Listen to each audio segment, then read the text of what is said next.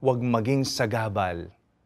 Be blessed tuwing Webes. Ako po si Father Fiel Pareha ng Santo Rosario Parish, Magalang, Pampanga. Tara po at magkapit, pandasal na tayo.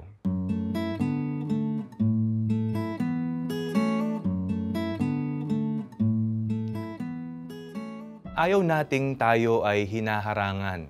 Sa daraanan man yan, sa ating nakikita, o maging sa pagtupad ng ating mga pangarap sa buhay.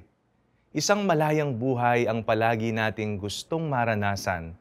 Malayang makakagalaw, makakapagdesisyon, at maglakbay sa buhay. Ngunit papaano kung tayo na ang nagiging sagabal sa buhay ng ibang tao? Hindi ba't ito ay isa sa kinatatakutan nating mangyari sa ating buhay? Ang maging pabigat o di kaya na may maging harang para makuha ng iba ang kanilang mithiin sa buhay.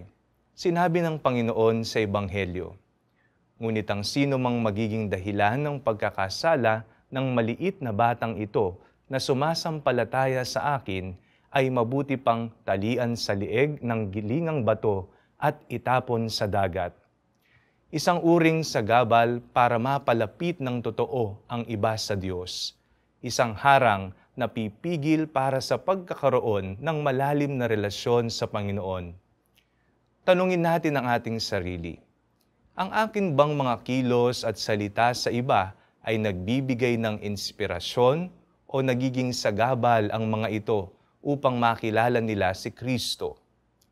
Tayo ay may responsibilidad na akayin ang iba at mas ilapit sila sa Diyos.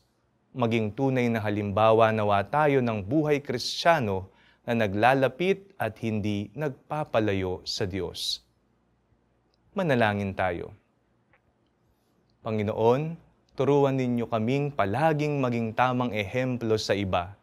Nawa ang aming mga kilos at salita ay magbigay inspirasyon sa iba para ikaw ay mas lalong sundan. Amen.